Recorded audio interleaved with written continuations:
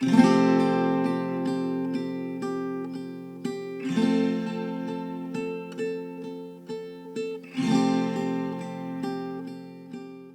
sou José Maria Silva, autor do livro As Batalhas de Itararé, e nesse livro tem um conto, O Garanhão, a Mula e o Petiço.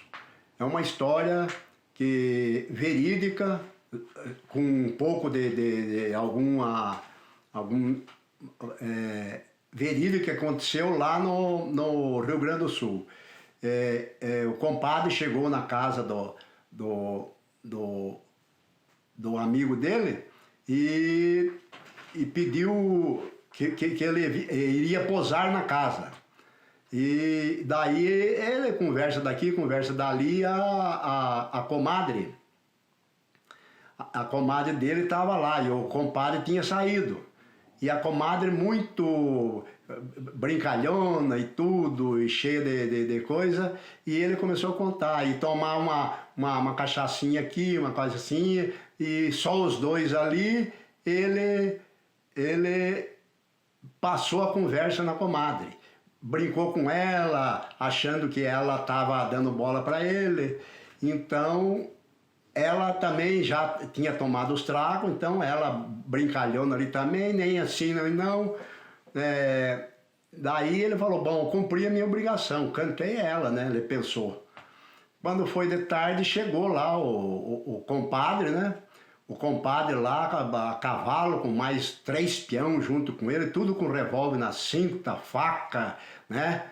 Apiaram e coisa, e daí entraram. Daí o compadre daqui, compadre dali, a comadre veio lá, já veio fazer, já foi fazer janta e coisa, e conversa daqui, conversa dali, ele dando risada e brincando. Aquela época que nós fizemos isso, fizemos aquilo, e davam risada e coisa. E lá no meio da conversa, que estava bem quente já, e ele já, os dois tragueados ali, ele falou, pois daí a comadre chegou e falou, pois marido, a hora que estava eu sozinho, eu e o compadre ali, ele fez uma proposta para mim. Daí ele falou, meu Deus do céu, né? Agora eu cantei ela, como é que eu vou fazer aqui, eu no meio, o homem com um revólver na cinta e vários empregados aí também, tudo armado, eu tô perdido. Daí ela falou, e ele tinha ido na mula cigana, que era o nome da mula. E daí ele falou, pois marido, ele por toda a lei quer trocar a mula cigana a troco daquele peticinho que nós temos aí, e no taco. Daí ele falou, mas como? Eu já ofereci uma nota preta para ele na mula, ele não quis vender. E agora ele fazia isso, ele falou, não, compadre, eu quero trocar mesmo, porque eu já tô com o saco cheio dessa mula aí. Eu quero trocar ela, eu vou no teu peticinho aí, e eu quero também falar para você que você tem a comadre aí, é uma maravilha, uma mulher dessa aí vale ouro. Cuide muito bem dela, que ela é uma mulher e tanto. Eu, então, tô indo e você... Então, compadre, é cedo ainda? Ele falou, não, já vou embora e coisa. E foi lá e a mula cigana ele deixou para ele e veio num burrinho bem baixinho, veio de lá, ele foi com a mula e voltou com o burrinho lá, mas pelo menos ele livrou a pele dele. Ele não precisou entrar na bala lá, senão o compadre poderia ter dado uns tiros nele lá, por ele ter cantado a comadre. Essa é uma história muito interessante que de ouvir contar essas histórias aí. Obrigado e até a próxima. Bom, vamos dar a largada para hoje, que é 10, a nossa 10ª oficina de contação de histórias.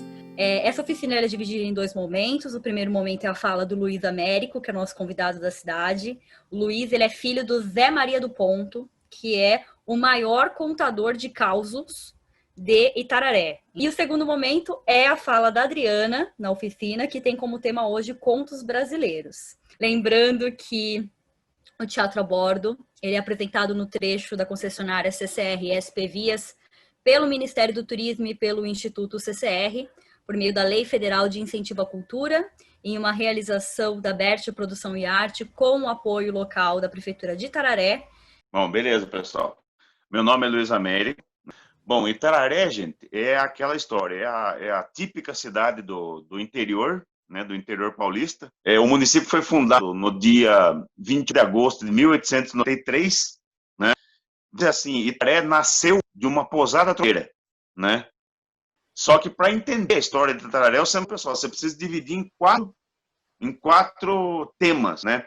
Você pega primeiro os indígenas, depois os tropeiros, depois a estrada de ferro e, por último, as revoluções de 32. A gente tinha os indígenas, que foram os primeiros habitantes das regiões aqui, né?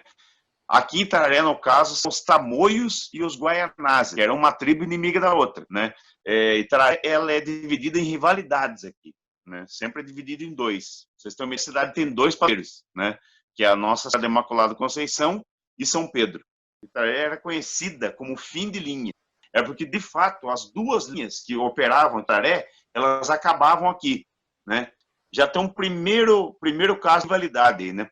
Então, vejam bem, a Rede Viação para Santa Catarina, RVPSC. E a outra, Sorocabana, era FS, né? Estação Ferroviária Sorocabana. A rivalidade das duas é tanta, né, que a estação de Itararé era dividida em duas, ou mesmo dividida em dois. Então, você pega, por exemplo, os funcionários vão metade do prédio, pintava metade do prédio.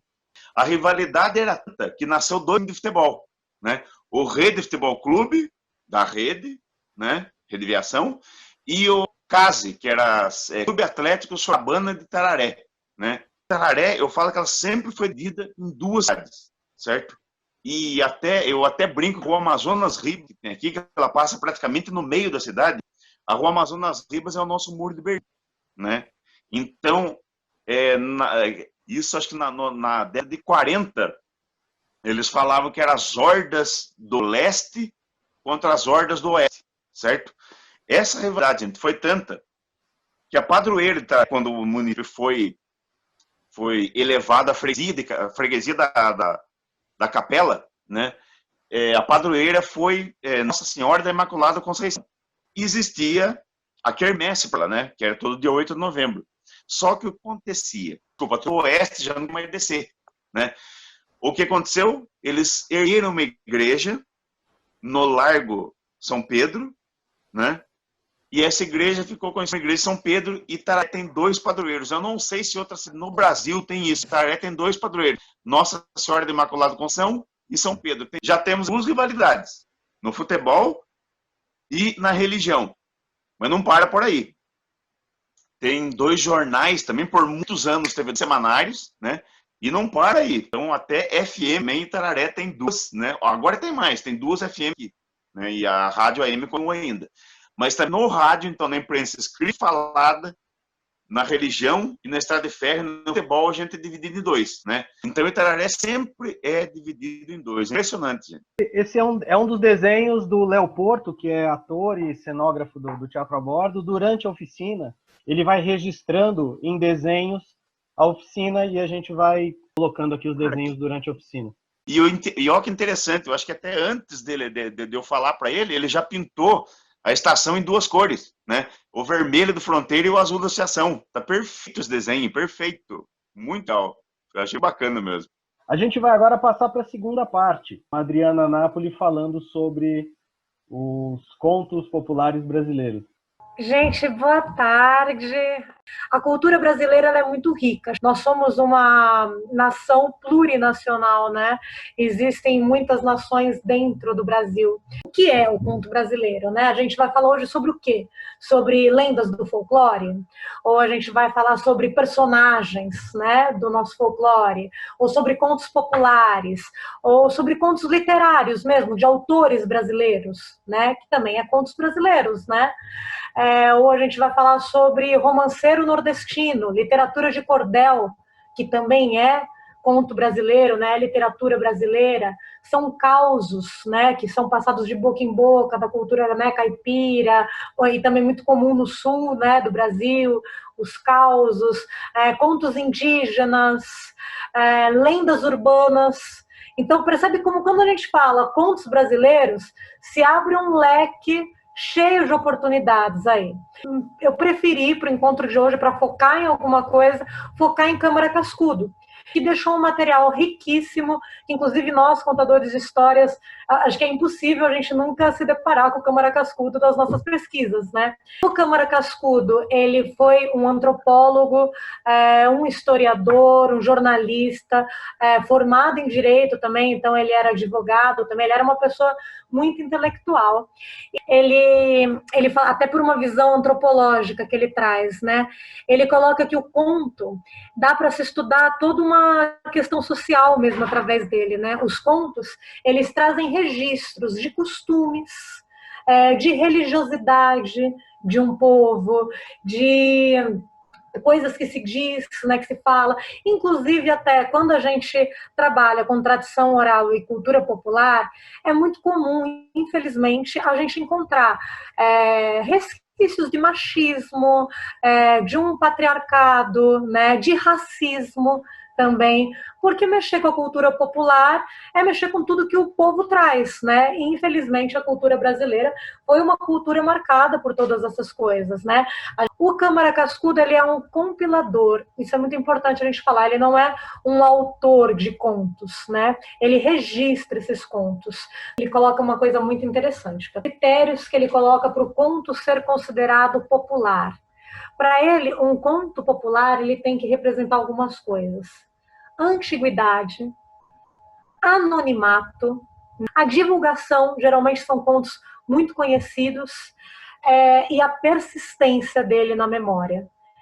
E esses quatro parâmetros que ele coloca aqui eu acho muito interessante.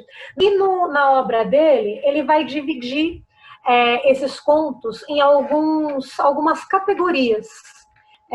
Ele divide entre contos de encantamento, que são aqueles contos que seriam contos de fadas, né? Conto que traz esse mundo mágico, sobrenatural. Contos de exemplo, que são contos que têm um ensinamento. Contos de animais, que isso também é muito conhecido pela gente, né? As fábulas.